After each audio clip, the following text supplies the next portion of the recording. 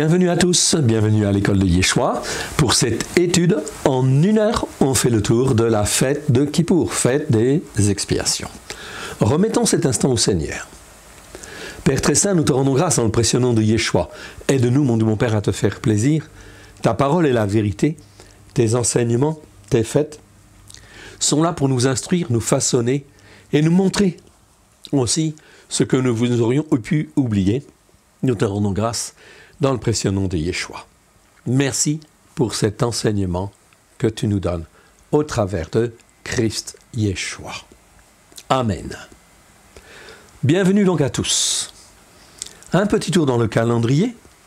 Nous sommes en fait là au 7e mois. 7e mois dans le calendrier des jubilés. Ok. Ici, c'était le 25 septembre, donc c'était le premier jour du 7e mois. Ici, nous sommes le 10e jour, donc ici, du 7e mois, à savoir le 4 octobre cette année. Okay. C'est la fête de Kippour, fête des expiations, et on remarquera qu'elle avait toujours lieu un vendredi, lorsque c'était dans le calendrier, en fait, des jubilés. C'est une fête qui est placée à une date fixe, jamais au moment d'un Shabbat. C'est donc très important dans ce calendrier, toutes les fêtes de l'Éternel trouvent leur place, avec également, et nous le savons, une place bien précise au travers des Juifs messianiques du 1er siècle. Comme vous pouvez le remarquer en fait ici, le Shabbat précédant la fête des expiations ici, nous lisons en fait Marc 8, 31 à 38 et Marc 9, 1. Le Shabbat qui suit, nous y lisons Marc 9, 14 à 22. Les Juifs messianiques du 1er siècle avaient spécialement pris un morceau de l'évangile de Marc pour le consacrer à la fête des expiations, fête de Kippour. C'est extrêmement important. Si les Juifs messianiques du 1er siècle, juifs et non-juifs, pratiquaient en fait ceci, le calendrier en fait des jubilés, et en fait pratiquaient ce calendrier des jubilés messianiques, okay, nous le voyons maintenant, nous savons très bien le placer par rapport à l'évangile de Marc. On ne peut pas le placer autrement.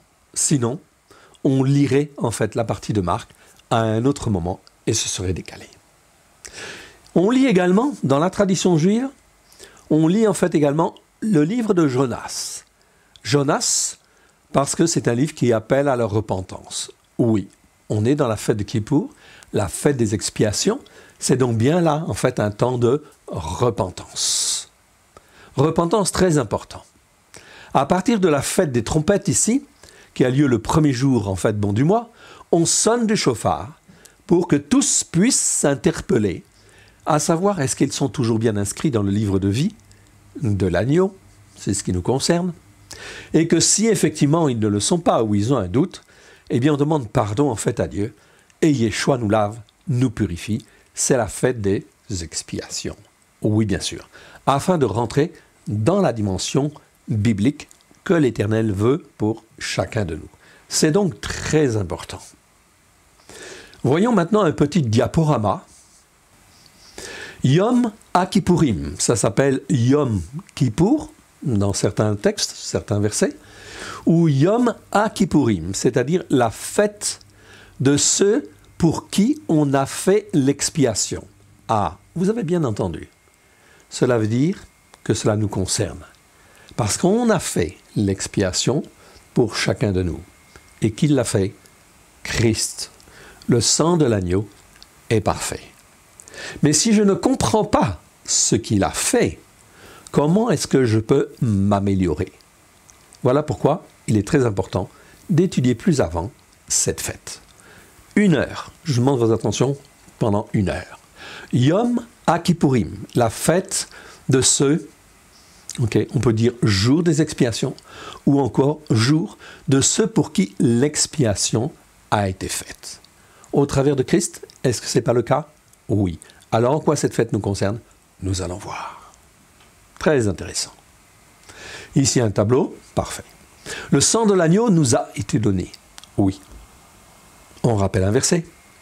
Un verset de la Torah qui dit « Presque tout, d'après la Torah, est purifié avec du sang, et sans effusion de sang, il n'y a pas de pardon. » Hébreux, chapitre 9, verset 22. La chose est donc claire, il faut que le sang coule. Mais pour nous, c'est le sang de l'agneau qui a coulé. Un autre passage nous dit, le lendemain il vit, on parle de Jean le Baptiste, Jésus venant à lui et dit, on va plutôt dire Yeshua. Il vit Yeshua venant à lui et il dit, voici l'agneau de Dieu, qui ôte le péché du monde. Jean chapitre 1, verset 29. Évidemment, Jean le Baptiste était forcément instruit dans les Écritures, il en connaissait la révélation et il savait que celui qui venait là, c'était l'agneau que Dieu a choisi pour faire l'expiation, ce qu'on appelle le Grand Kippour. Ici, en fait, il est dit dans ce verset suivant, « Car l'âme de la chair est dans le sang ». C'est un verset qui n'est pas très bien traduit, vous pouvez vérifier dans vos Bibles. « Car l'âme de la chair est dans le sang, je vous l'ai donné pour l'autel, afin qu'il serve d'expiation pour vos âmes. » Ici, on parle de nos âmes, c'est-à-dire ce qu'il y a à l'intérieur. C'est donc très important. Pour vos âmes, car c'est le sang qui fait l'expiation de l'âme. C'est écrit dans Lévitique 17, verset 11. Nefesh, c'est bien le mot âme. Des fois, c'est traduit par la vie. La vie est dans la chair. La vie de la chair est dans le sang, mais c'est une traduction, c'est pas adapté, c'est pas important, et c'est pas ça qu'il nous faut savoir. Ce qu'il nous faut savoir, c'est notre âme. Tout le travail que Yeshua fait au niveau de notre âme, il a fait l'expiation pour notre âme, c'est-à-dire nos pensées, notre volonté et nos sentiments. Très important. Voyons un petit peu plus loin. Ici, Yom Kippour. Yom Kippour à Jérusalem, c'est effectivement une des fêtes. Comme vous le voyez, en fait, ici, face au Kotel, il y a du monde. Beaucoup de monde. Les synagogues, ce jour-là, sont pleines.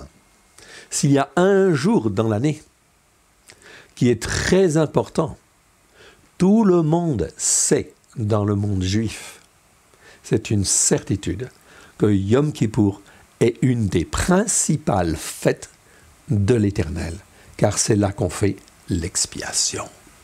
Et les hommes et les femmes, juifs, ici en l'occurrence, ils ont envie, bien sûr, d'être pardonnés. Mais ils ne peuvent plus pour le moment, car le temple n'existe pas. Tous savent que ce jour est un des jours les plus importants de l'année. C'est pour ça qu'ils sont dans l'inquiétude. Ils sont dans l'inquiétude car ils ne savent pas comment leur péché, leur transgression, leur iniquité va être lavé, purifié, etc. C'est un gros problème dans le monde juif. Parce qu'il faut que le sang coule. Et ceux qui ne sont pas en Israël se retrouvent dans les synagogues du monde entier. Si vous allez dans les synagogues ce jour-là, vous verrez que les synagogues sont pleines à craquer. S'il y a un jour où les gens cherchent le pardon de Dieu, c'est ce jour-là. Très important. Il y a donc bien une conscience spirituelle.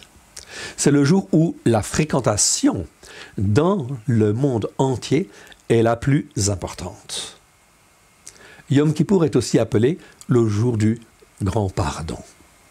C'est le jour, en fait, où Dieu pardonne. On verra pourquoi. Voyons un petit peu de texte. Lévitique 23, versets 26 à 32.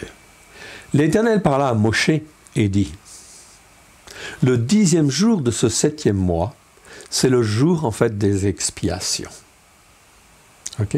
Donc, tout le 10e jour, c'est un jour férié. Il y aura pour vous une sainte convocation. Mikra Kodesh, en fait, en hébreu, c'est vraiment quelque chose de très important. Une convocation officielle de sainteté. Les traductions de la seconde traduisent par sainte, mais ce n'est pas sainte. Une convocation pour la sainteté.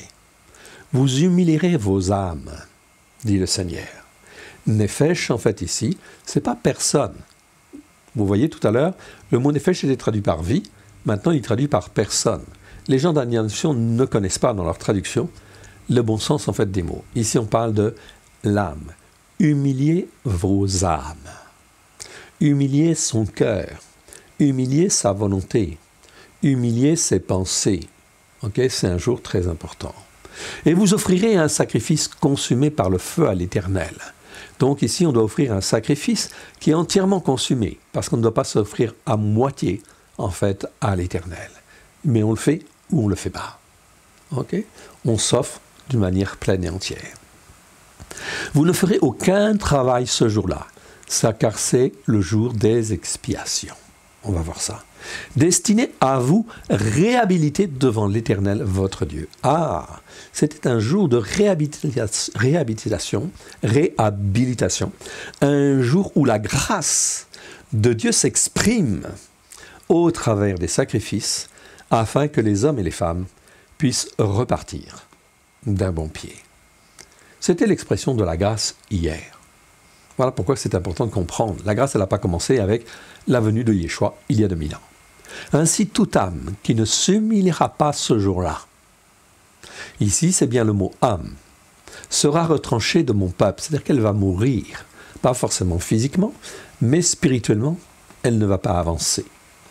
Toute âme qui fera ce jour-là un travail quelconque, dit le Seigneur, je détruirai cette âme-là du milieu de mon peuple. On ne se moque pas de Dieu. Très important. Ne faites donc aucune sorte de travail ce jour-là. C'est une règle perpétuelle pour vos descendants.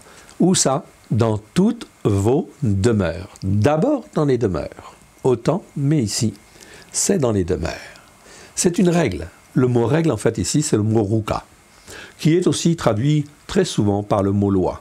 Mais c'est embêtant de traduire par le mot loi, parce qu'en fait, il y a d'autres mots en hébreu qui veulent dire loi. Alors après, ça entraîne de la confusion, on ne sait plus qui est quoi. Ok, qu'est-ce que c'est qu'une règle? Qu'est-ce que c'est qu'en fait ici une loi selon Dieu? Ici, c'est une règle perpétuelle. On peut dire un décret aussi, si vous voulez. Okay. Une coutume, un usage, c'est bon tout ça aussi. D'accord? Qui est mis en place dans le but de respecter la parole de Dieu. Ça, ce sont des rukas, en fait, ou rukot au pluriel. C'est pour vous un Shabbat, un jour de repos, dit le Seigneur. Shabbat, c'est le mot Shabbat, on le connaît bien, et jour de repos, en hébreu, il y a deux mots. Il y a le mot Shabbat qui veut dire Shabbat, et le mot Shabbaton qui veut dire jour de repos. Ça veut dire jour de repos. Shabbat, ça veut dire Shabbat, ou jour du Shabbat. Donc, il ne faut pas confondre, évidemment. Dans certains versets, les nations confondent, et confondent volontairement. Et ça, c'est pas bien. Et vous humilierez vos âmes, en fait, ici. Depuis le soir du 9e jour jusqu'au soir suivant. Donc, avant la tombée de la nuit, la veille au soir, jusqu'au soleil couchant la journée suivante, le Seigneur dit, vous humilierez vos âmes. Comment on humilie son âme? Eh bien, on s'abstient de manger. Donc, on jeûne. On jeûne afin d'affliger son âme et de la disposer à l'écoute du Seigneur pour mieux entendre, en fait, le Seigneur. Si on ne le fait pas, ça va poser un problème. Ça veut dire qu'on ne veut pas vraiment s'attacher, en fait, à Dieu et que ces pratiques, ce n'est pas des pratiques optionnelles. Ces pratiques qui nous montrent des choses essentielles dans le but de comprendre l'idée principale de ce que Dieu veut nous faire comprendre afin que notre capacité à réfléchir puisse être bonne et saine. Ok. Vous célébrerez votre Shabbat. Ok. Votre jour de repos. Lorsque le temple existait, Yom Kippourim ou Yom HaKippurim, le jour des expiations, était le seul jour de l'année où le souverain sacrificateur avait le droit de pénétrer dans le lieu très saint pour y apporter le sang des expiations et en faire l'aspersion sur le propitiatoire. C'est le seul jour où, en fin de compte, le sacrificateur pouvait rentrer dans le lieu saint et le lieu très saint. Très saint, c'est le lieu, en fait, où personne ne rentrait, sauf le souverain sacrificateur, une fois par an, pour faire l'expiation. On va voir ce qu'il fait. Le lieu très saint dans nos Bibles, c'est marqué le lieu très saint. En hébreu, c'est le lieu de la sainteté des saintetés. c'est plus hébraïque. Okay? C'est donc la sainteté de Dieu, mais là c'est la sainteté des saintetés. On peut traduire par lieu très saint. Le tout c'est de bien comprendre quand même. C'était une alliance. C'est-à-dire que l'Éternel s'engageait à accorder sa grâce à tous ceux qui s'humiliaient et respectaient strictement les règles pour obtenir son pardon. En effet, selon les Écritures, sans effusion de sang, il n'y a pas de pardon. Ainsi qu'il est écrit dans, nous l'avons vu tout à l'heure, Hébreux chapitre 9, verset 22, « Et presque tout d'après la Torah est purifié par du sang, et sans effusion de sang, il n'y a pas de pardon. » Kippour, c'est l'occasion de laver ce qui ne l'a pas déjà été au cours de l'année. Bien sûr, on allait en fait au temple pour en fait ici différentes choses. Les Écritures nous enseignent sur 3 choses fondamentalement mauvaises devant l'Éternel, notre Dieu, notre Père. Les péchés, les transgressions, les iniquités. La plupart des croyants ne sont pas enseignés, ne savent pas faire la différence entre un péché, une transgression et les iniquités. C'est dommage, parce que si en fait on étudiait la fête de Kippour, eh bien effectivement, les gens sauraient. Et les gens pourraient en fait ici, une fois par an, comprendre ce que c'est qu'un péché, une transgression, une iniquité, et combien le sang de l'agneau a été précieux pour nous laver des péchés, des transgressions et des iniquités. Alors, iniquité, on va s'intéresser plutôt à ce mot-là. Aujourd'hui, péché et transgression, tout le monde connaît un petit peu, plus ou moins. Quoique. Ici, on va s'intéresser à l'iniquité. C'est quoi l'iniquité? Eh bien, regardons le 2e commandement. Deutéronome 5, versets 6 à 7. Tu n'auras pas d'autre Dieu devant ma face. Tu ne feras point d'image taillée, ni de représentation quelconque des choses qui sont en haut dans les cieux, qui sont en bas sur la terre, qui sont dans les eaux plus bas que la terre. Ok? Image taillée, c'est Pessel, quelque chose qui est taillé. Bon, très bien. Temouna, c'est en fait une image, une représentation. Bon, très bien, on ne s'arrête pas là-dessus pour le moment. Tu ne te prosterneras point devant elle. Ici, le Seigneur dit, non, on ne se prosterne pas devant ça pour en faire une idole. Tu ne les serviras point, car moi, l'Éternel, ton Dieu, je suis un Dieu jaloux, qui punit quoi?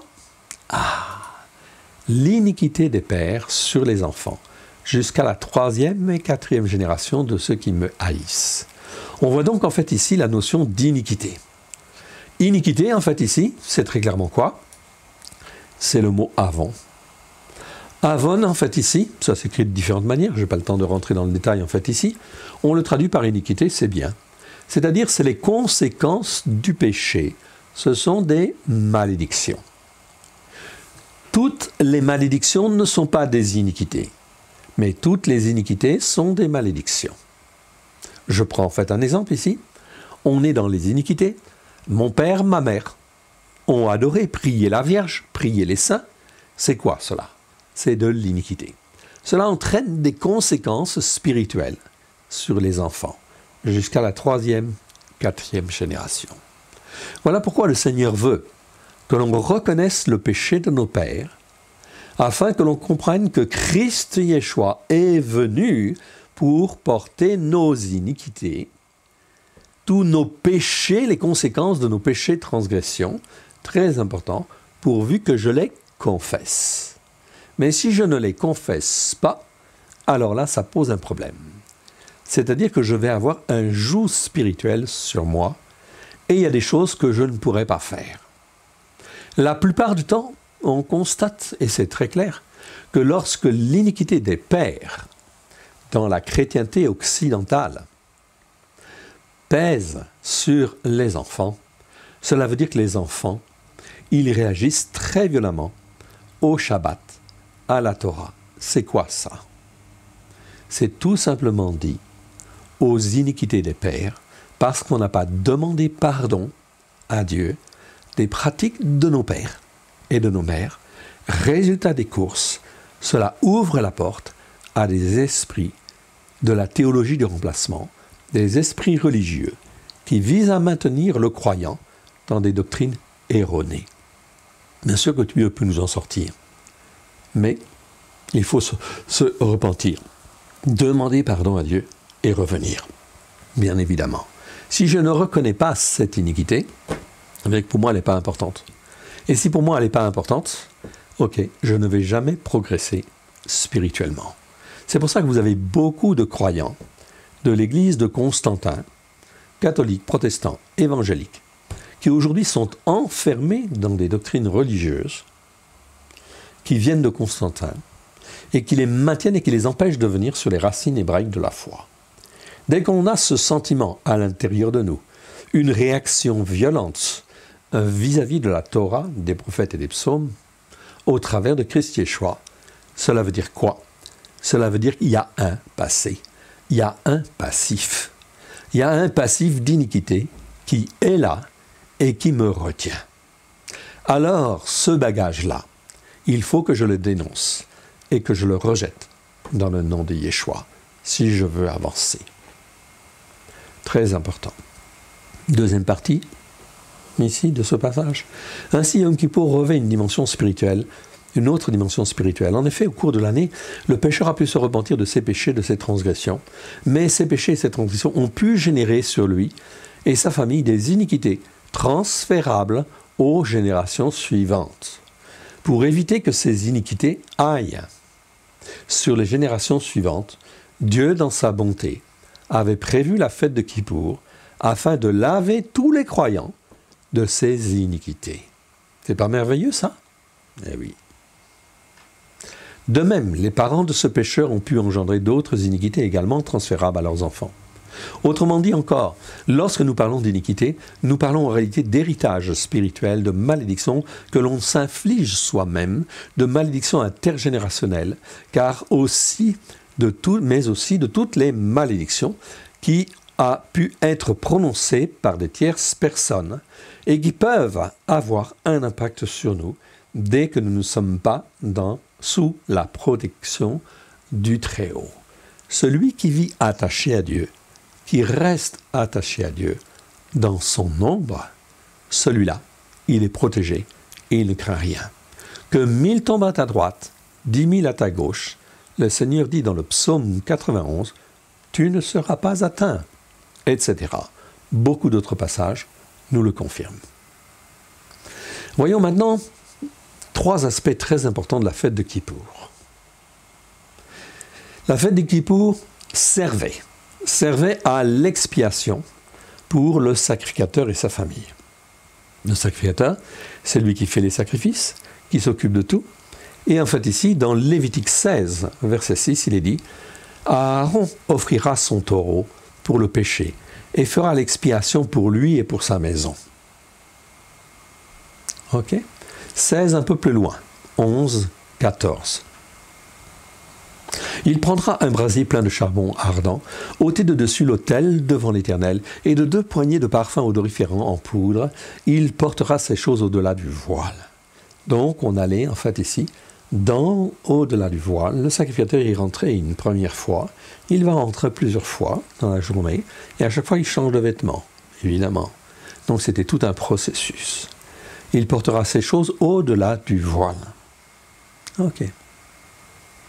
Il mettra le parfum sur le feu devant l'Éternel, afin que la nuée du parfum couvre le propitiatoire qui est sur le témoignage. Il ne mourra point. Il prendra du sang du taureau, il fera l'aspersion avec son doigt sur le devant du propitiatoire vers l'Orient. Il fera avec son doigt, cette fois, l'aspiration du sang devant le propitiatoire. Très important. Pour nettoyer, faire l'expiation. De même aujourd'hui, ceci nous parle. De même aujourd'hui, au travers du sang de Yeshua, tout responsable est tenu au moins une fois par an de faire l'expiation pour lui et pour sa famille, pour tous les manquements, faiblesses ou erreurs commises au cours de l'année dans le service. La fête de Yom Kippour, ici, est là pour ça, pour rappeler qu'il faut se repentir et faire l'expiation des erreurs commises lors du sacerdoce. Alors évidemment, il faut que je sache quelles sont ces erreurs. Eh bien, si je n'écoute pas la Torah, je ne le saurai jamais. Si je l'écoute et je la mets en pratique, avec grâce et vérité, je vais comprendre que ceci est péché, ceci est transgression, ceci est iniquité. Je n'ai plus besoin d'aller en fait au temple et de faire un sacrifice. Au travers de Christ Yeshua, je sais que Dieu a payé le prix au travers du sang de l'agneau pour me racheter. Mais ça me fait prendre conscience de ce qui est péché, transgression et iniquité. Et à ce moment-là, si j'en prends conscience, eh bien cela veut dire que l'année suivante, je ne fais plus les mêmes erreurs. Voilà pourquoi cette fête, elle était très importante. Pour recaler les responsables, notamment sur les racines hébraïques de la foi. Mais cette fête, elle a été largement supprimée au IVe siècle, afin que les croyants ne puissent pas être enseignés dans les bonnes choses. La fête de Kippour prend donc une dimension messianique qui a toujours été négligée par l'Église depuis le IVe siècle, avec l'empereur romain Constantin. Si cela avait été fait tous les ans, cela aurait certainement conduit les serviteurs de Dieu à plus d'humilité dans le service et de reconnaître qu'ils n'étaient plus sur les racines hébraïques de la foi, l'hébraïque de la Torah, comme avec les disciples de Yeshua au 1er siècle. Car cela, bien évidemment, ils y étaient. Les premiers disciples de Yeshua sont des Nazoréens. Le christianisme est un christianisme juif, essentiellement juif, exclusivement juif. Toutes les fêtes de l'Éternel, on les pratiquait parce qu'elles avaient une signification, et notamment là de se repentir. 1 Pierre 2, 9 à 10 nous dit « Vous tous, au contraire, vous êtes une race élue, un sacerdoce royal,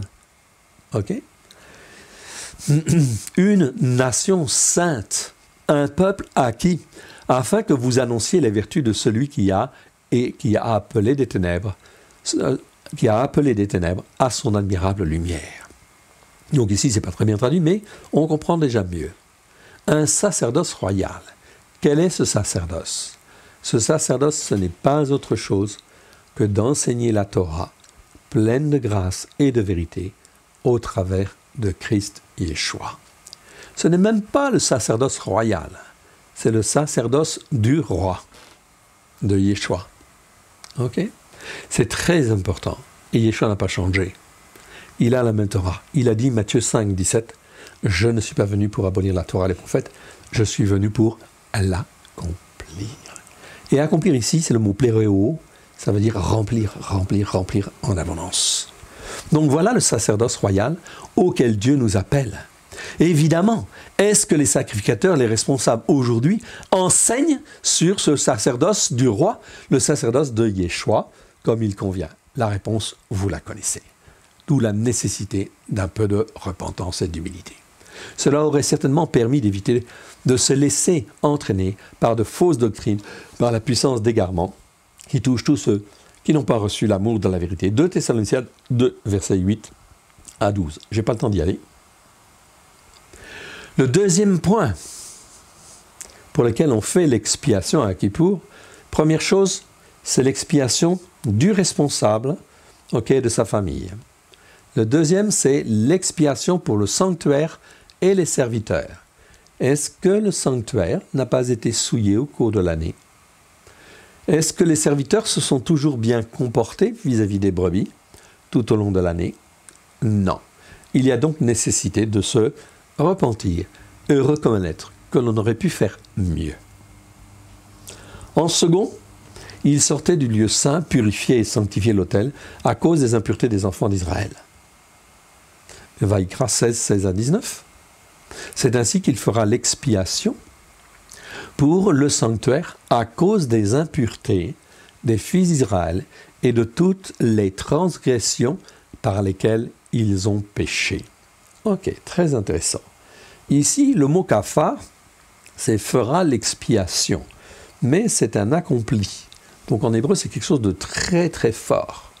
Ça veut dire qu'au cours de cette fête, tu feras l'expiation pleine et entière, et puisque tu l'as fait avec ton cœur, Dieu accepte et il agrée.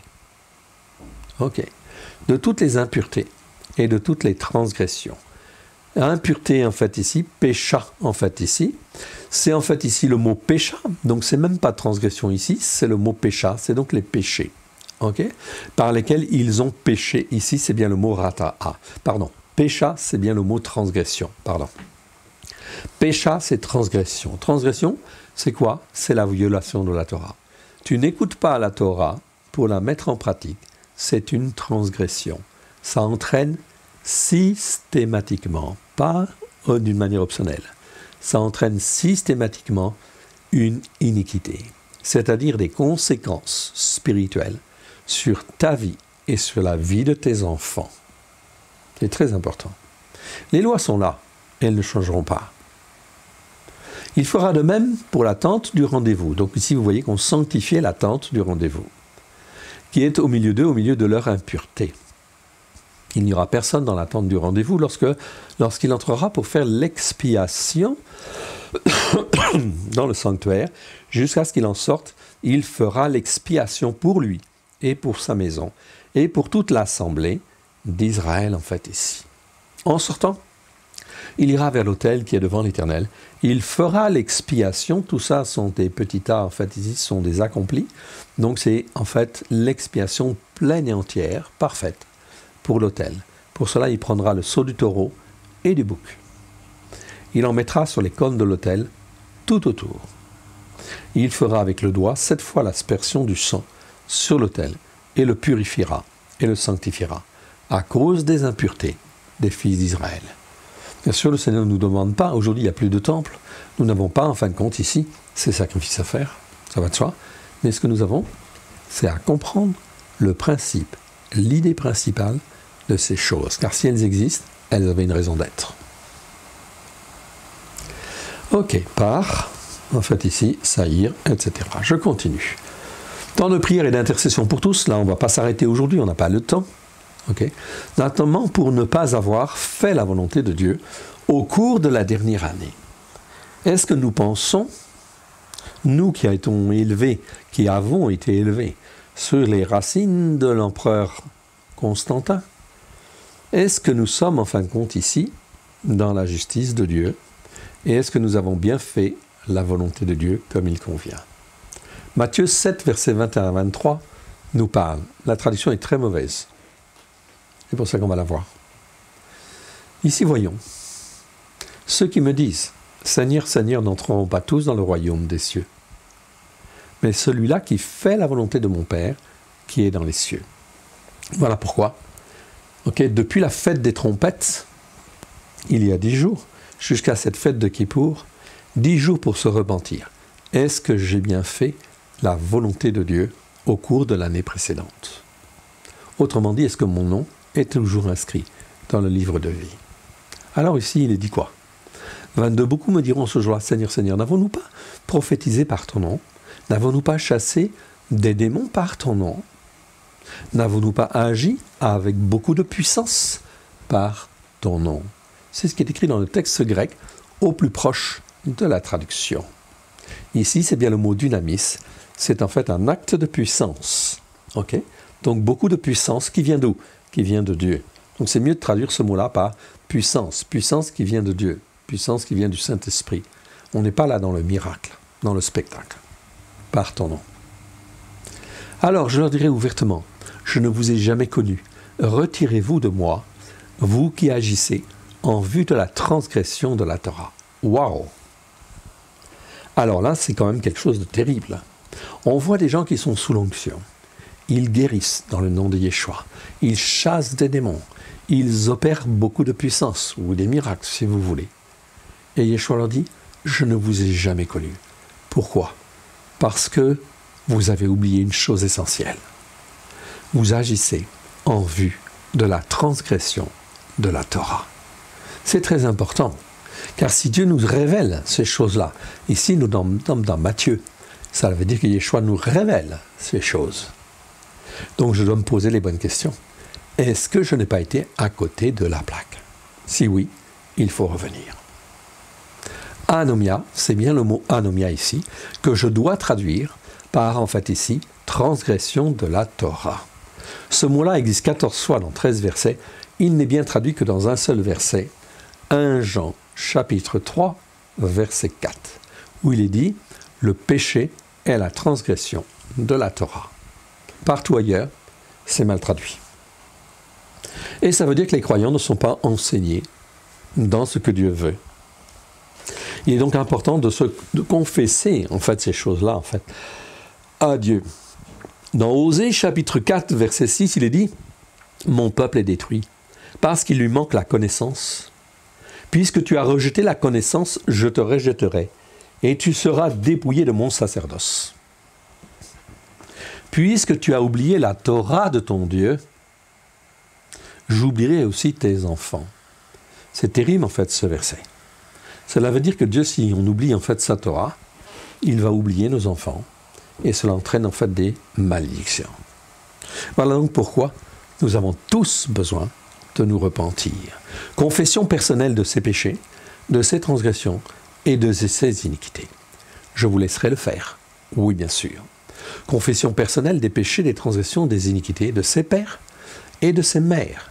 Non seulement les confessions personnelles de nous-mêmes, mais aussi des péchés, transgressions et iniquités de nos pères et mères, évidemment, car cela entraîne de l'iniquité. Si je commence à faire ça, je commence à comprendre. Je ne vais pas tout saisir d'un seul coup, ça va de soi. Mais si je commence à comprendre que la Torah est la vérité, alors je vais avancer pas à pas. Et si j'avance pas à pas, Dieu se réjouit. Et Dieu considère que tu es déjà juste, d'ailleurs que tu as l'attitude de cœur d'aller dans ce sens-là. Il va t'aider, il va te guider. La première chose, l'expiation du sacrificateur, du responsable. Deuxième chose, du temple et des serviteurs. Troisième chose, ici, l'expiation pour le peuple. Oui. Le peuple avait des péchés, avait des transgressions, des iniquités. Mais il fallait qu'ils comprennent que nous avons un Dieu merveilleux, très grand, qui pardonne. Il faut faire certaines choses, certains sacrifices, et effectivement, il est prêt à accorder sa grâce pour que ces iniquités ne puissent plus peser sur tous les enfants d'Israël. Très intéressant.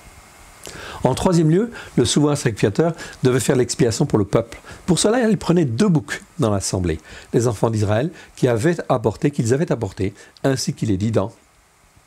Il recevra de l'assemblée des enfants d'Israël 2 boucs pour le sacrifice, pour le péché, et 1 bouc pour s'approcher ou pour monter vers Dieu.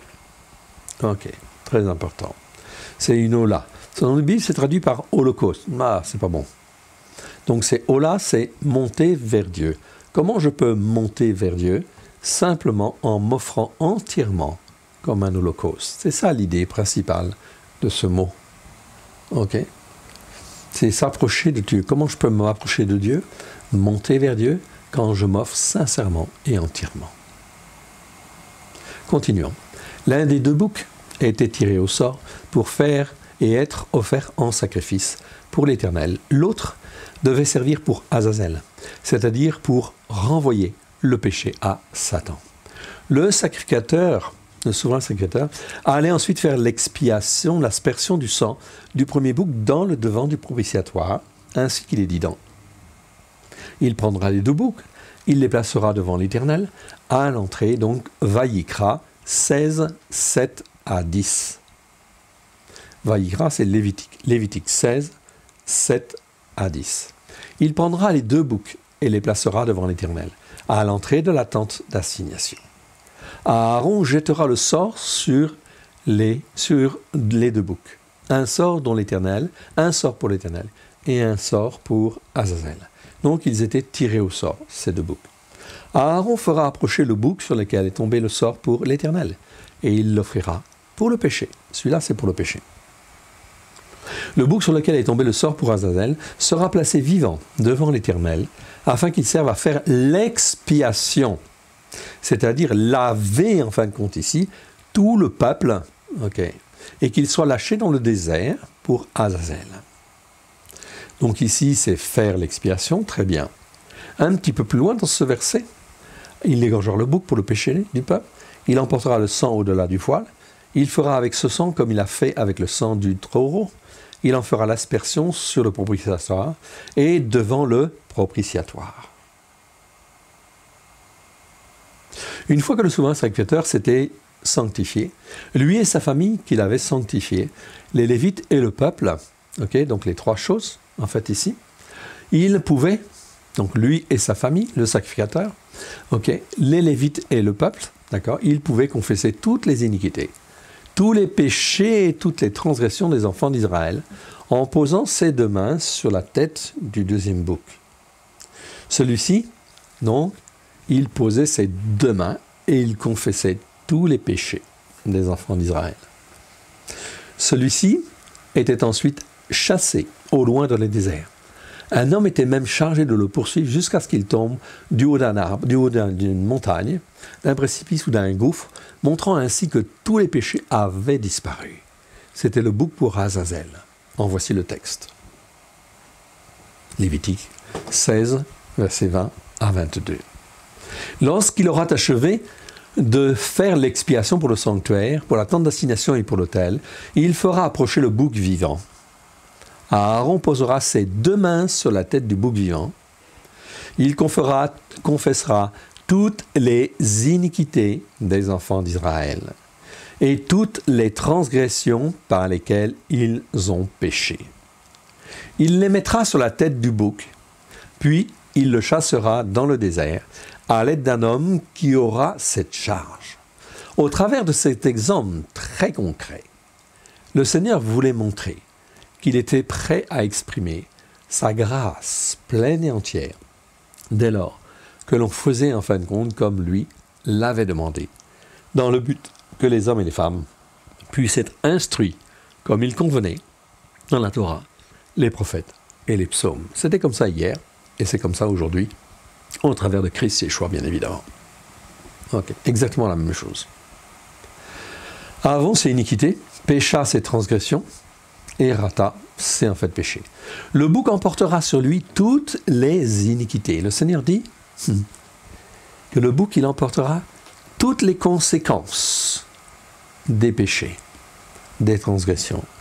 Dans une terre désolée, elle sera chassée dans le désert. C'était pas merveilleux, ça? Aujourd'hui, ça devrait aussi être fait comme ça. Pourquoi? Parce qu'aujourd'hui, ça ne se fait pas. Donc, ce qui veut dire que les iniquités des croyants de l'église de Constantin sont toujours, en fin de compte, dans les mêmes problématiques, dans les mêmes iniquités, et elles ne sont pas lavées correctement, purifiées correctement, et donc, d'année en année, on vit avec les mêmes galères très souvent. Voilà pourquoi ça ne progresse pas beaucoup, malheureusement. On est quelque part dans des instructions en fait fausses, alors que le Seigneur voulait laver complètement le croyant de toutes ses iniquités, de toutes ses transgressions et de ses péchés. Si hier il le faisait avec le sang du bouc, à combien plus aujourd'hui le fait-il avec le sang de l'agneau, qui est parfait, et ça nous le savons. Parfait pour nous laver de toute iniquité, de toute transgression et de tout péché. Dans cette cérémonie annuelle, l'Éternel exerçait sa grâce selon sa miséricorde aux enfants d'Israël en disant « Vous serez purifiés de tous vos péchés devant l'Éternel. Et ce jour sera un Shabbat, un jour de repos. » Très bien.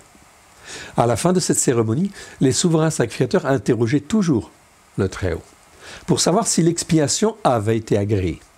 Pour cela, un morceau de laine trempé dans le sang du bouc qui avait servi à l'expiation était accroché comme témoin sur les portes du sanctuaire. Mes frères et sœurs, ainsi, depuis Moshe, lorsque l'Éternel accordait sa grâce, parce que son peuple était dans l'obéissance et la soumission, l'Éternel accordait sa grâce, ce morceau de laine écarlate redevenait blanc comme de la neige lors de la journée de Yom Kippour, conformément aux Écritures, ainsi qu'il est dit. Venez et plaidons, dit l'Éternel. Si vos péchés sont comme le cramoisi, ils deviendront blancs comme la neige. Ils seront rouges. S'ils sont rouges comme la pourpre, ils deviendront comme de la laine. Dieu promettait le pardon des péchés. Et ceci, en fait, était montré physiquement pour que tout le peuple puisse constaté que c'était une vérité. Depuis Moshe jusque-là, jusqu'au temps du temple, jusqu'au temps du sacrifice de Yeshua, ça a toujours existé. C'était pas merveilleux? Si. Vous pouvez le vérifier dans les écrits des Juifs, c'est mentionné. Ainsi, tous les ans, les enfants d'Israël vivaient là des moments intenses. Le jour de Yom Kippour, jour des expiations, ils attendaient la confirmation de la grâce de l'Éternel. La tradition rapporte qu'il en fut ainsi jusqu'à l'année de Yeshua, jusqu'à l'année où Yeshua s'est offert lui-même en sacrifice. Lors de la Pâque juive, au premier mois de l'année, selon les Écritures. Mais le 10e jour du 7e mois, nous sommes là à Kippour, qui a suivi, au jour de la fête de Kippour suivant, les choses changèrent. L'expression de la grâce ne pouvait plus se faire de la même manière, et le ruban écarlate n'est plus jamais redevenu blanc. C'est terrible, hein? Et pourtant, c'est écrit dans la tradition juive. Tout le monde peut le consulter. Le Talmud, Yoma 39b, Talmud de Babylone, rapporte qu'à partir des années 30, le tirage au sort du bouc pour l'Éternel indiquait l'approbation de l'Éternel apparaissant toujours dans sa main droite. Depuis l'année de la mort de la résurrection de Yeshua, elle a apparu toujours dans la main gauche en signe de désapprobation. Il y avait d'autres signes qui existaient, bien évidemment. Les années précédentes, cette pierre tombait en signe d'approbation, toujours dans la main droite. C'était des tirages au sort qui se faisaient spécialement devant l'Éternel. C'était des pratiques courantes à l'époque. Par ailleurs, le morceau de laine écarlate accroché aux portes n'est plus jamais revenu blanc comme de la neige. Il en fut ainsi pendant les 40 années suivantes, car le temple a été détruit en 70, souvenez-vous, donc des années 30 à 70, ce ruban rouge n'est jamais redevenu blanc. Les 40 années qui suivirent la mort et la résurrection de notre Seigneur Yeshua. Cela dura jusqu'à la destruction du temple même. Jamais plus les sacrifices de Yom Kippour ne furent plus agréés par l'Éternel, notre Dieu, notre Père, qui est le Dieu de la justice. Le sacrifice devait passer par Yeshua.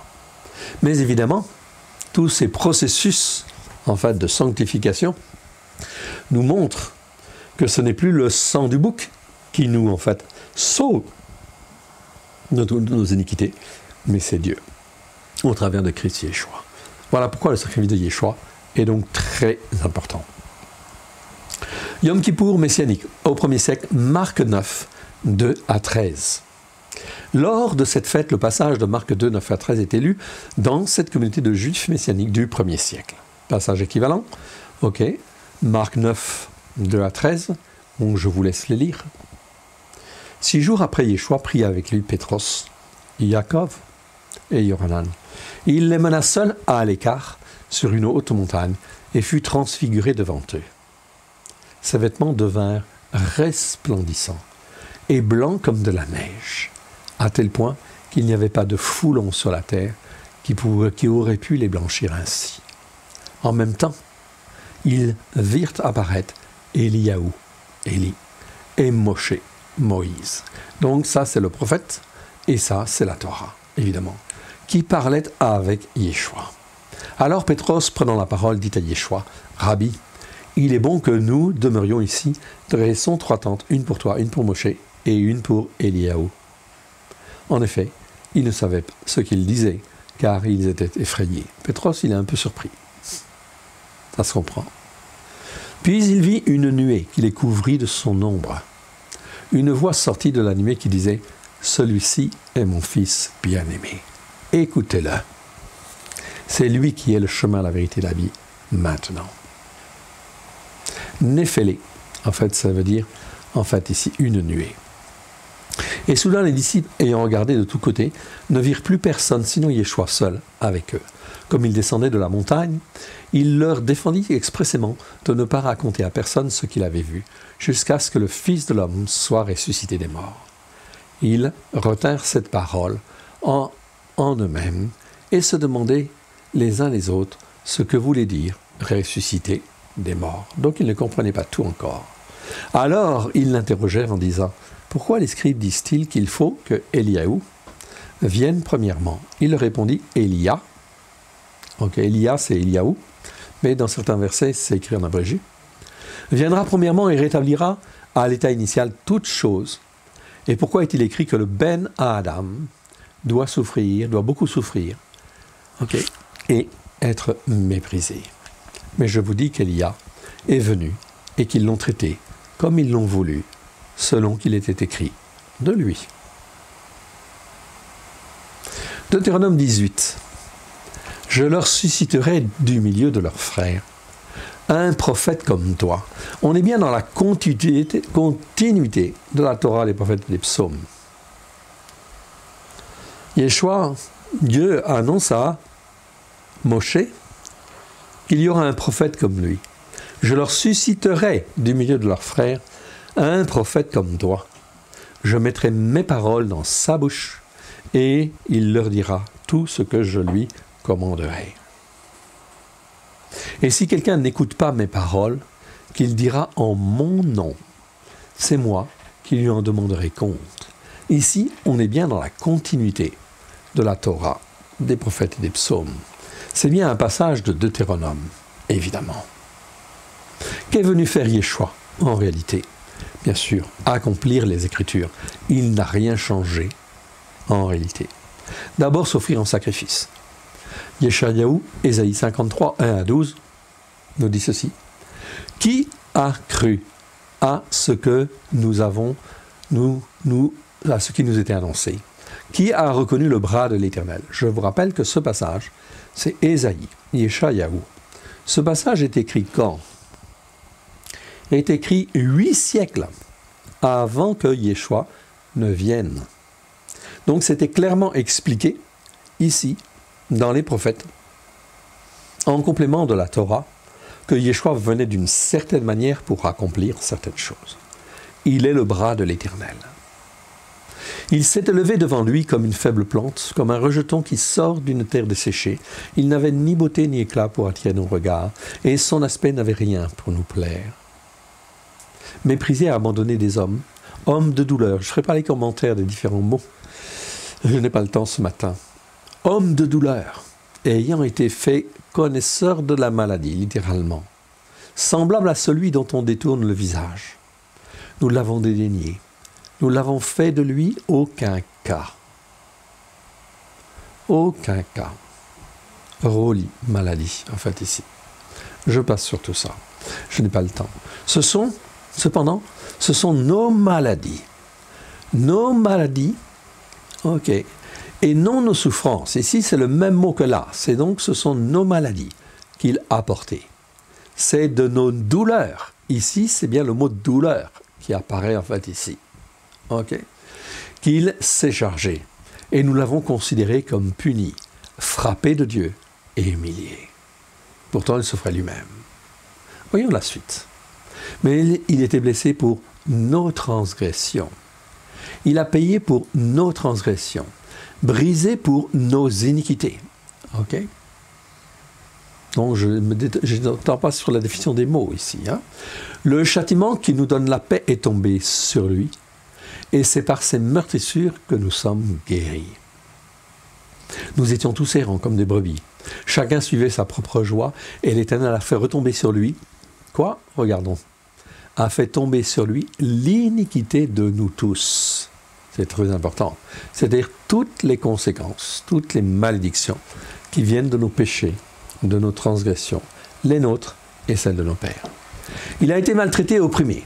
Il n'a point ouvert la bouche, semblable à un agneau qu'on mène à la boucherie, à une brebis muette devant ceux qui la tombent. Il n'a point ouvert la bouche. Il s'est livré lui-même. Il a été enlevé par l'angoisse et le jugement.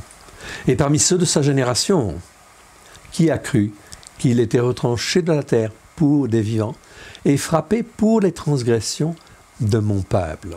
Non. On a cru qu'il était frappé parce qu'il avait péché. Non, il n'a pas péché. Il était frappé à cause de nos transgressions, de nos iniquités et de nos péchés. C'est ce que l'Écriture nous dit. On a mis son sépulcre parmi les méchants, oui, comme s'il avait été un méchant. Son tombeau avec le riche, quoiqu'il n'ait point commis de violence, et qu'il n'y ait point de fraude dans sa bouche.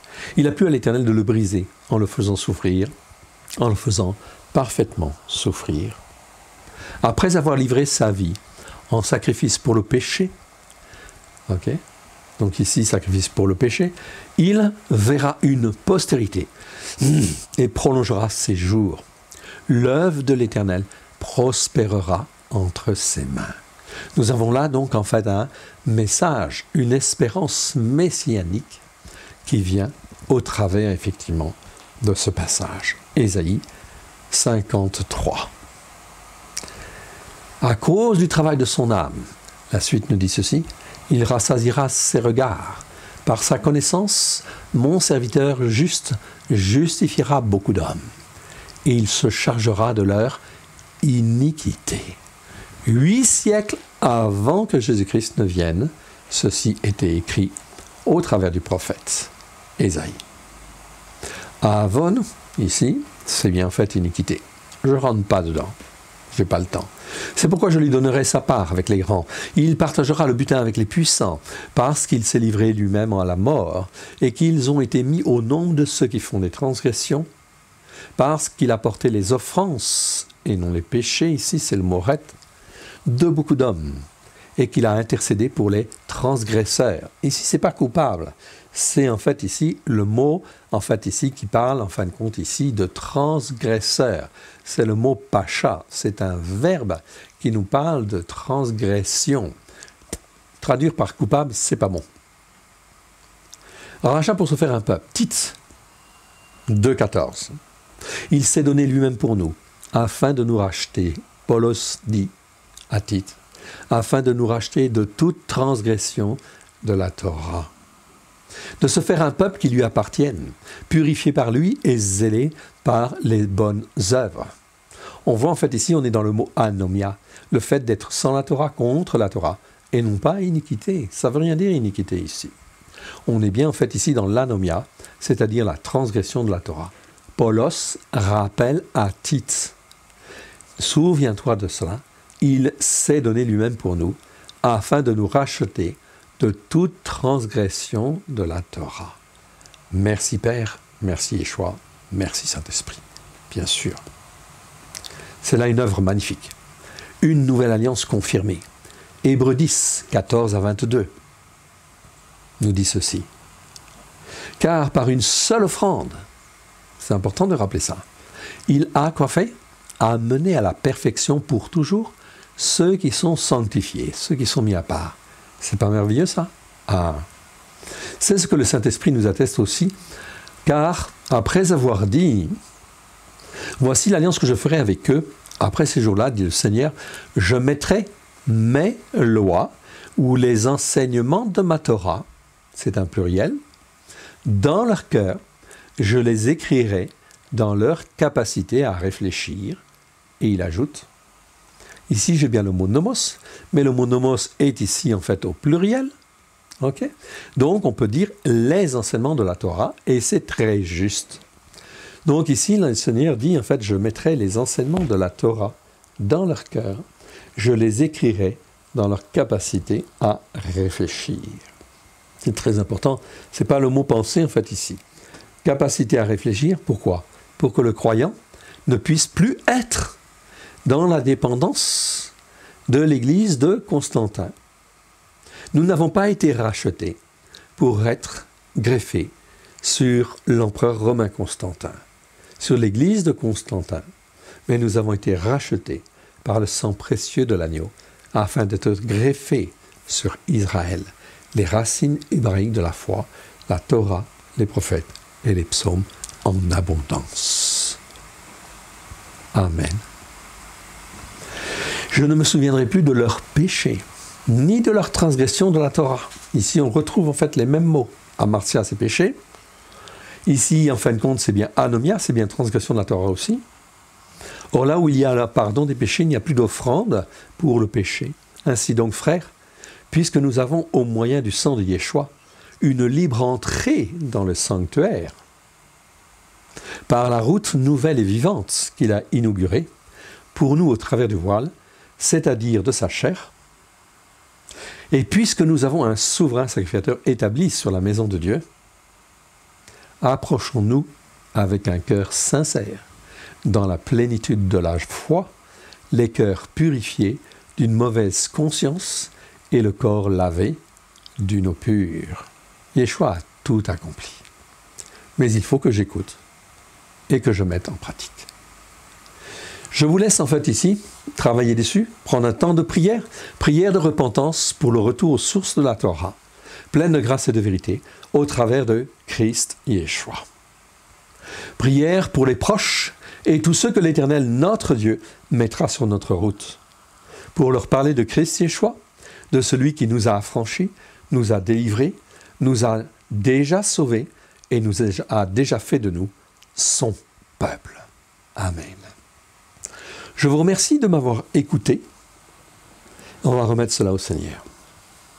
Père très saint, nous te rendons grâce dans le précieux nom de Yeshua. Merci pour cet enseignement que tu nous as donné sur la fête de Kippour au travers de Christ Yeshua. Merci de nous en révéler la largeur, la longueur, la hauteur et la profondeur. Et que ta parole pénètre dans chacun de nos cœurs et qu'elle ne remonte pas au ciel sans avoir pleinement accompli ta volonté.